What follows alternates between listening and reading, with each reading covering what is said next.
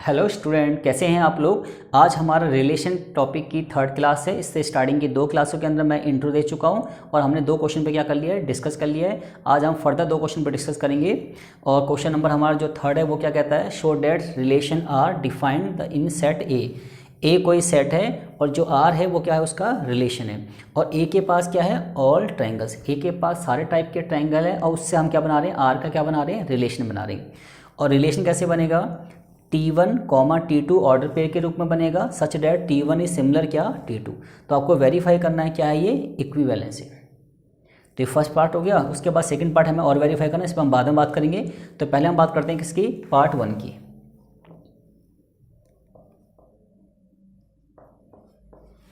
तो देखिए जी, क्या करना है, फॉर रिफ्लेक्सिव, क्योंकि मैं आपको बता चुका हूँ कि जिन क्वेश्चन के अंदर मुझे वेरीफाई करना होता है कि वो रिफ्लेक्सिव भी है, सिमेट्रिक भी है और ट्रांजिटिव है, वहाँ पे मुझे सिर्फ क्या करनी है, फॉर्मेलिटीज़ करनी है। आंसर हमारा क्या आएगा, यस आएगा। और जब भी हम किसी चीज़ को वेरीफाई करें या फिर चेक करें तो हमें यहाँ ब्रैकेट में उसके फॉर्मूले क्या करना है, मेंशन करना है। वो मैंने आपको लास्ट क्लास में बता दिया था, क्या लिखना है यहाँ पे, रिफ्लेक्सिव की कंडीशन लिखनी है कि रिफ्लेक्सिव किस केस में सेटिस्फाई होता है। अब बात करते हैं क्वेश्चन की। तो T1 इज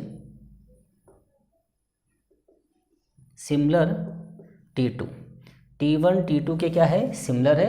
ये जो स्टेटमेंट है ये क्या है, बिल्कुल ट्रू है। It's means T1, T2 belongs to क्या, आर, बिल्कुल क्लियर है। And put T2 equal to क्या, T1। अगर मैं T2 को थोड़ी देर के लिए क्या मान लूँ, T1 मान लूँ, तो कंडीशन क्या बन जाएगी, कंडीशन बन जाएगी आपकी T1 इज सिमिलर T1। तो हर चीज़ अपने आप के सिमिलर तो होती है, कोई भी चीज़ अपने आप के सिमिलर तो होती ही है। तो हम कह सकते हैं कि T1 बिलोंग्स टू आर, यानी कि T1 भी बिलोंग्स टू आर होंगे। तो हमारा वेरीफाई होगा क्या है कि हमारा ये रिफ्लेक्सिव है। क्लियर हो गया आपका, ये आपका रिफ्लेक्सिव शर्त, आपकी कंडीशन खत्म हो गई। अब बात करते हैं किसके ऊपर, सिमेट्रिक के ऊपर, फॉर सिमेट्रिक। अब बात करते हैं सिमेट्रिक के ऊपर। तो कंडीशन क्या है, यहाँ पे हम क्या लिख देंगे, सिमेट्रिक का क्या लिख देंगे, कंडीशन लिख देंगे कि किस केस में सिमेट्रिक क्या होता है, सेटिस्फाई होता है, उसको हम यहाँ मेंशन कर देना। अब बात करते हैं सीधा किस पे, क्वेश्चन पे। तो हमें पता है कि जो T1 है, T1 इज सिमिलर T2। ये जो स्टेटमेंट क्या है, बिल्कुल ट्रू है। और हमें पता है कि किसी भी रिलेशन को अगर हमें क्या वेरीफाई करना हो, रिफ्लेक्सिव वेरीफाई करना हो, तो हम क्या करते हैं, T1 और T2 क्या कर देते हैं, इंटरचेंज करते हैं। अगर T1 और T2 को इंटरचेंज करने पे क्वेश्चन पे कोई नेगेटिव फैक्ट ना पड़े तो हम कह सकते हैं वो रिलेशन क्या है, सिमेट्रिक भी होगा। तो T1 इज सिमिलर T2 का मतलब है कि T1, T2 बिलोंग्स टू क्या, आर। ठीक है जी। अब एक काम करते हैं, जहाँ पे T1 है वहाँ पे T2 रिप्लेस कर दीजिए और जहाँ पे T2 है वहाँ पे क्या कर देते हैं, T1। तो हम लिख सकते हैं इसको, T2 इज ऑल्सो सिमिलर क्या, T1। तो therefore T1 T1 belongs to क्या, आर। इसका मतलब ये है कि जो कंडीशन है वो आपकी क्या होगी, सिमेट्रिक भी होगी। क्लियर। तो ये रिलेशन हमें वेरीफाई करना था, इक्विवेलेंस है, तो ये रिफ्लेक्सिव भी वेरीफाई हो गया और सिमेट्रिक भी। सिमेट्रिक का मतलब कि किसी रिलेशन के अंदर हम ए और बी को क्या कर सकते हैं, इंटरचेंज करते हैं और क्वेश्चन पे कोई नेगेटिव फैक्ट ना पड़े तो कंडीशन क्या हो जाती है, हमारी सिमेट्रिक हो जाती है। क्लियर हो गया, इन दोनों पॉइंट को नोट डाउन कर लेना। अब बात करते हैं किस पे, पॉइंट नंबर थर्ड की, फॉर ट्रांजिटिव। अब ट्रांजिटिव की बात करते हैं। तो यहाँ पे ब्रैकेट में क्या कर देना, ट्रांजिटिव का क्या कर देना, फॉर्मूला मेंशन कर देना, जो मैं आपको लास्ट क्लास में लिखवा चुका हूँ। अब बात करते हैं सीधा क्वेश्चन पे। तो T1 इज सिमिलर T2, ये स्टेटमेंट क्या है, बिल्कुल ट्रू है। तो जैसे T1 और T2 आपस में क्या होते हैं, सिमिलर होते हैं, वैसे ही हमें मानना पड़ता है कि T2 किसी और ट्रायंगल T3 के क्या है, सिमिलर है। तो T1 is similar T2, it's means कि T1, T2 belongs to R, ये कंडीशन बिल्कुल गिवन है। एंड T2 इज सिमिलर क्या, T3। जो T2 है वो किसके सिमिलर है, T3 के। इट्स मीन्स कि T2 comma T3 also belongs to क्या, R। ठीक है जी, तो ये भी ठीक है। And T1 is also similar क्या, T3।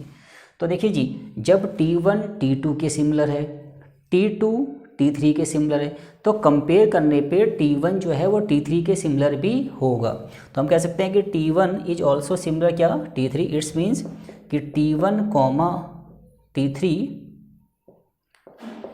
Belongs to R। Therefore relation क्या है, R इज ऑल्सो ट्रांजिटिव। तो रिलेशन ट्रांजिटिव भी होगा। क्लियर हो गया आपका। अब बात करते हैं इसके पॉइंट नंबर 2 की।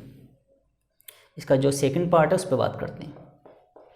तो सेकंड पार्ट में क्या कह रहा है कि आपको कंसीडर करना है कि मान लीजिए कि T1 एक ट्रायंगल है, एज यू मेंशन है कि T1 एक ट्रायंगल है जिसकी साइड की मेजरमेंट कितनी है, 3, 4, 5, और T2 जो ट्रायंगल साइड की मेजरमेंट कितनी है, 5, 12, 13, और T3 जो ट्रायंगल है साइड की मेजरमेंट कितनी है, 6, 8, 10।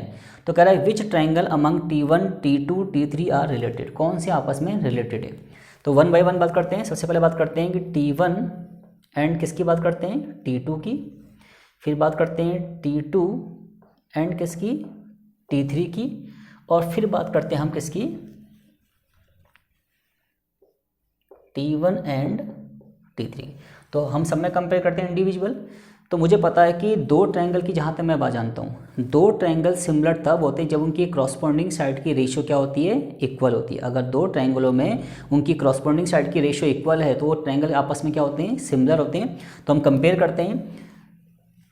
तो यहाँ पे इसकी 3 साइड दे रखी है, इसकी भी 3 साइड देखें कि क्रॉसपोंडिंग साइड क्या होगी, 3/5, 4/12 और 5/13। तो इनकी जो क्रॉसपोंडिंग साइड की रेशियो अगर मैं कंपेयर कर रहा हूँ तो वो इक्वल नहीं है, वो इक्वल आपस में नहीं है। इट्स मीन्स हम कह सकते हैं कि T1 नॉट रिलेटेड T2, कि जो T1 है वो T2 से रिलेटेड नहीं है क्योंकि साइड की रेशियो इक्वल नहीं आ रही है। अब बात करते हैं T2 ट्रायंगल और T3 ट्रायंगल की बात करते हैं। तो इनकी क्रॉसपोंडिंग साइड की रेशियो क्या है, 5/6, 12/8 और 13/10। तो ये भी इक्वल नहीं है रेशियो में। तो हम कह सकते हैं कि T2 नॉट रिलेटेड T3। अब बात करते हैं T1 और T3 की बात करते हैं। तो 3/6, 4/8 और 5/10। तो रेशियो क्या आ गई, 1/2, 1/2, 1/2। इट्स मीन्स ये रिलेटेड। तो हम लिख सकते हैं कि T1 रिलेटेड क्या, T3। क्लियर हो गया। और यहाँ पे रिलेटेड का मतलब समझ रहे हैं, अगर क्वेश्चन में कहा है कि T1 और T2 के बीच सिमिलर का रिलेशन है, तो यहाँ पे रिलेटेड का मतलब कि जिसके बीच कंपेयर करना, उनके बीच कौन सा रिलेशन होना चाहिए, सिमिलर का रिलेशन होना चाहिए। तो हमारा क्वेश्चन नंबर 3 क्लियर हो गया। अब बात करते हैं क्वेश्चन नंबर किसकी, 4 की। क्वेश्चन नंबर 4 को लीजिए। इसमें क्या लिखा है कि show that the relation are defined as A, कि कह रहा है कि आर क्या है, रिलेशन किसका, रियल नंबर का, और वो कुछ ऐसा डिफाइन कर रहा है। तो कह रहा है कि is reflexive and transitive but not symmetric. हमें बताना है कि जो रिलेशन है ना वो रिफ्लेक्सिव तो है, सिमेट्रिक नहीं है, और ट्रांजिटिव है। रिफ्लेक्सिव और ट्रांजिटिव है बट सिमेट्रिक नहीं है। तो उसने कहा कि शो डैट का, तो हमें उसी टर्म में बात करनी पड़ेगी। तो सबसे पहले बात करते हैं किसकी, 4 रिफ्लेक्सिव की। और यहाँ पे क्या कर देंगे, रिफ्लेक्सिव का फॉर्मूला मेंशन कर देंगे। ठीक है जी। अब हमारी इक्वेशन क्या है, ये स्टेटमेंट बिल्कुल क्या है, ट्रू है। क्लियर है। अब हम बात करते हैं, लेट हमने मान लिया कि x, हमने एक रियल नंबर लेट मान लिया। ठीक है जी। तो रिफ्लेक्सिव कंडीशन क्या है, अगर ए बी कोई ऑर्डर पेयर है तो b की जगह अगर हम a को रिप्लेस कर दें और वो रिलेशन भी, वो ऑर्डर पेयर भी उस रिलेशन में कहीं दिख जाए, तो हम कहते हैं कि वो जो रिलेशन है ना वो क्या है, रिफ्लेक्सिव है। तो उस केस में देखा जाए तो x बिलोंग्स टू r हमने कर दिया। इट्स मीन्स इसके मतलब क्या निकलेंगे कि x, या फिर x इक्वल टू क्या बोल सकते हैं, x बोल सकते हैं। तो देयरफॉर हम कह सकते हैं कि x ऑल्सो बिलोंग्स टू क्या, r। क्लियर हो गया। इसका मतलब क्या है कि रिलेशन क्या है हमारा, रिफ्लेक्सिव है। क्योंकि हमने क्या किया कि जहाँ पे हमारा बी है वहाँ पे हमने क्या पुट कर दिया, ए पुट कर दिया। ए का मतलब दोनों वैल्यू सेम होगी, तो इसके दो मतलब निकल गए। क्योंकि हमें पता है जब किसी भी चीज़ के अगर दो मतलब होते हैं, दोनों में से अगर दोनों बातें सही हैं तो हम कहते हैं इक्वेशन क्या है, ट्रू है। दोनों में से अगर एक बात भी सही होती है तो भी हम कहते हैं इक्वेशन क्या है, ट्रू है। और दोनों ही गलत हो जाते हैं तो कंडीशन क्या हो जाती है, फॉल्स हो जाती है। इस केस में हमें पता है कि x इक्वल टू एक्स क्या हो गया, ट्रू हो गया, देयरफॉर रिलेशन क्या हो गया आपका, रिफ्लेक्सिव। अब बात करते हैं किसकी, फॉर सिमेट्रिक की।